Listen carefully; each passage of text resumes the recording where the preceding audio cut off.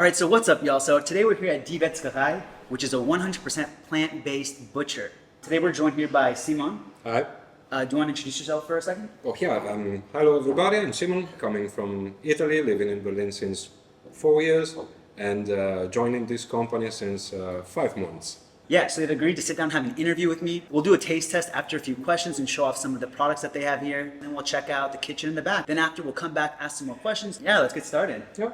So the concept of a vegan butcher sounds a bit bizarre. Can you talk us through why the owners decided to, or how they got the idea and what influenced them to start something like a vegan butcher or a plant-based butcher? Yes, of course. They are always been vegan. They were struggling to find out really good products in the supermarket. And it happened that Sarah, she had the idea to open the place. She told herself, why cannot have good tasting things every day? They are not so much processed and made with seasonal and regional products. Yeah. And then she made a lot of work. I think it takes a couple of years to came up with all the concept.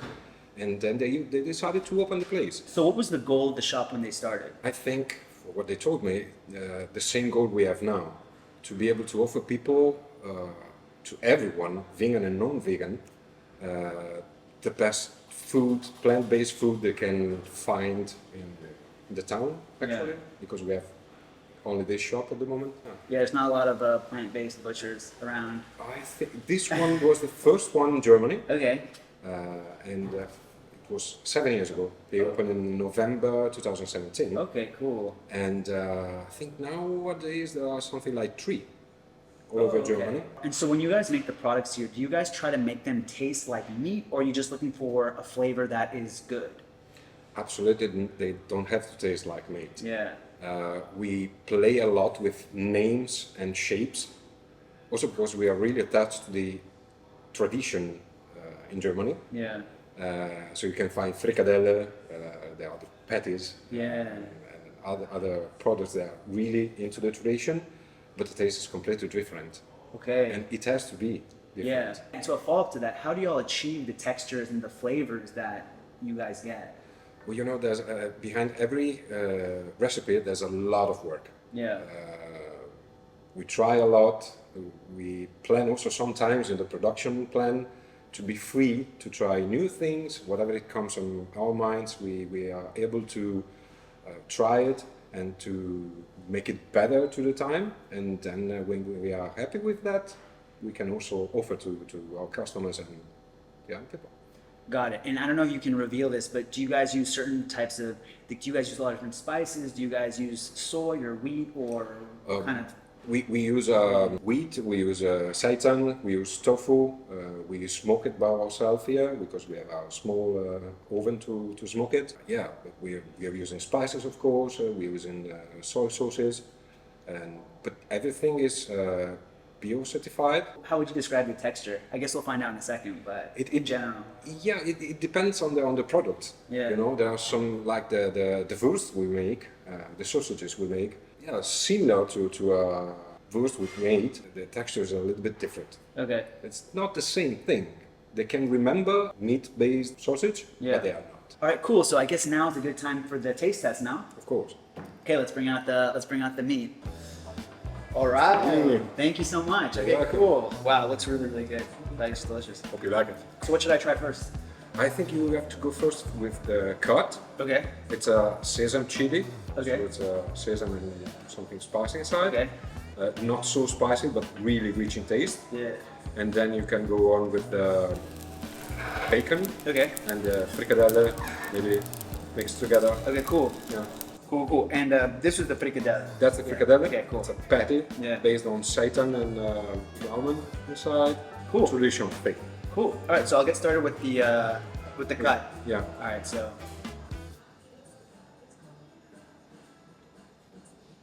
Wow, You know? that's really flavorful. Yeah. That's got a lot of flavor. Let me try the mustard. Wow, that has really good consistency. Yep. Look at that tough texture. Mm-hmm. It's really nice. Yeah. The base is seitan. Yeah. And there are a lot of sesame seeds Yeah. and also chili. Yeah. You're using sesame seeds, you said? Yes, yes, Okay, yes. sesame. Okay, cool. Honestly, it could be meat. You know, there's like ground meat or Yeah. sausage you get. Could be. Yeah. But it tastes different. Yeah. Oh, thank you for the drink you prepared, by the way. What can you You're- tell us what it is? It's a particular kind of spritz. There's red vermouth inside, Yeah. ginger ale, some lemon juice, and it's completely alcohol-free. Yeah. Wow. We have also alcohol-free wines Okay. that can be drunk here also. And yeah, but on the shelves we have also Okay. regular wine that is meant to be paired with our products. Okay. So this is like the right pairing for the meal. I think it goes really well to refresh your mouth Okay. when you go through the different tastes. Perfect. And so should I go for the bacon now? I think it's going to be a good idea. Let's go for that. Ooh, that's crispy. Look at that. You hear that? Ooh, there.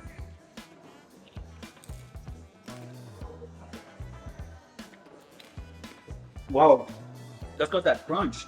Yep, Oh, absolutely. God. How do you make this? It's rice. Oh, God. It's rice paper, and we figured out a Oh, God. very nice marinade. And I can say, because I used to eat meat, Yeah. that it doesn't taste like regular bacon, of course, but it's something incredibly good. It's got that crispy and chewy texture at the same time. Mhm. This is very good. Yeah, All right, so let's try this one. Yeah. What's it called again? call it fricadelle. Fricadelle. Okay. It's a patty. Okay, the fricadelle patty. All right. Yeah.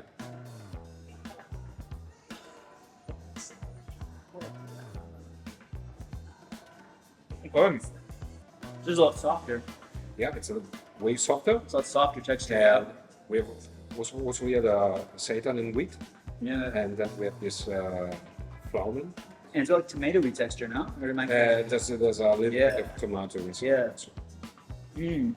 Yeah, that's really nice. All right, I guess we'll try the potato salad. Yeah, suppose. Let's do it. The best selling it here. It's made with soy milk, Yeah. and then the recipe is not so complicated, but it has inside some oil and salt and Okay. lemon juice. It's basically, I think it has 5 ingredients, but it tastes. I'm a really big fan of mayonnaise. Yeah. And I think this one is one of the best I ever ate. Okay, so let's see how it is. No, that's really nice. It tastes just like potato salad. It's Yeah. really good. Yeah. And so, what should I eat on this bread? What's the Just bread? olive oil and salt. Just eat it like this way, the Italian way. Yeah, yeah. We can I eat. don't want to disrespect any Italians. Nice and toasty. Yeah. You can combine it with a slice of the cut or Yeah. with some of the patty, whatever you. Okay, yeah, let's see.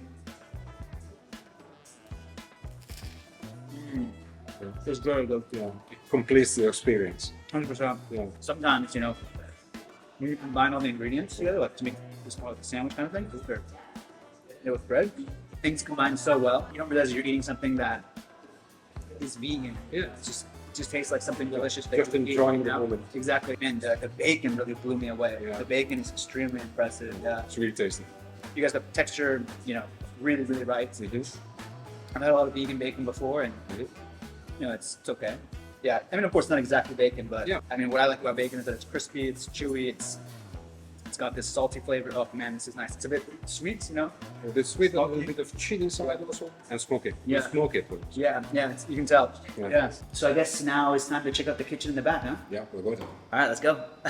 Yeah, hi. So we are now going to make the base of the pea and mushroom sausage. This is really just fresh mushrooms, onions, garlic. They go into the oven to get a bit of roast. And then we have to try to get them in here.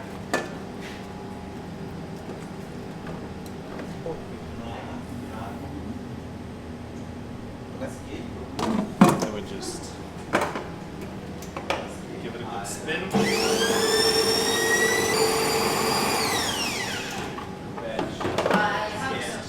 For the texture. Anyway, so I like the inner because there's so much nice. Here, just some freshly cooked peas, just very simple, Let them sit overnight, and if you want to make them, if you want to cook them even more quick, you can add some soda, like baking powder, to save some time.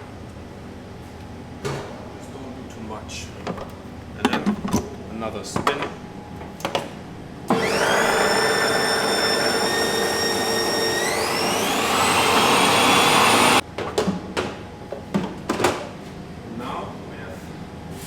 some seitan, some gluten, just to keep everything together. This is like glue. We have a few without gluten, like gluten-free ones, but this is just, from our experience, the most easy way to keep the consistency. And here you can see we have a bunch of stuff. We have like, there's some salt, some herbs, lots of oats, and yeah, a little bit of oil. So nothing crazy. We had a TV team here before, from German TV, and they were also like very surprised because they knew everything we put in. Like, this is not some crazy. You know everything we have here. This is nothing.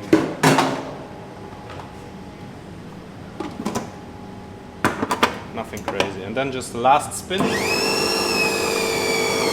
you can see how it's like already, it thickens up. You know, the gluten gets the water. Yeah, that's pretty much it.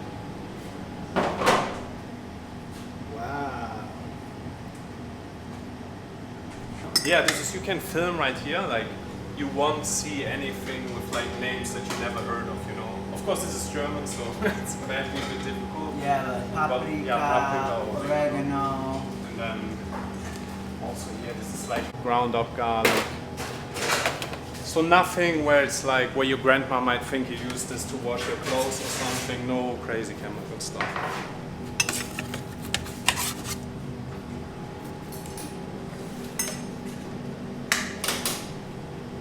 And then just a lot of, you know, trying stuff out, making things work, and learning by doing, really. The tools we use, all this, like you can see, you can film. You have like, this is like a cow head, you know, this is original, like what butchers use.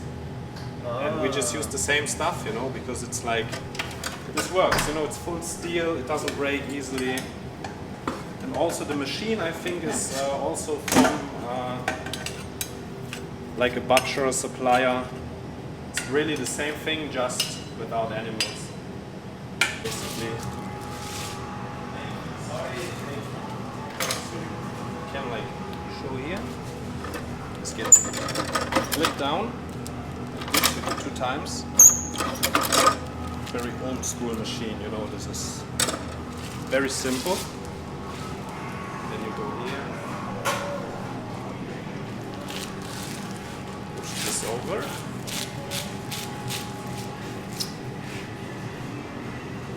And then with hydraulic you basically just press and it comes out like this. And depending on the dough you have to like regulate how much pressure. I just turn it down a bit so it comes out more slowly, more controlled.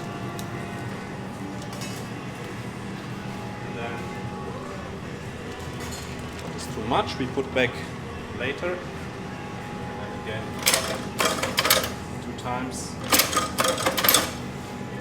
and fold in the middle, kind of low, turn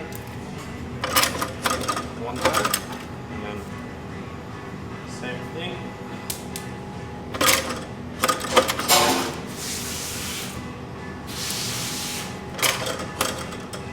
Yeah, and that's it.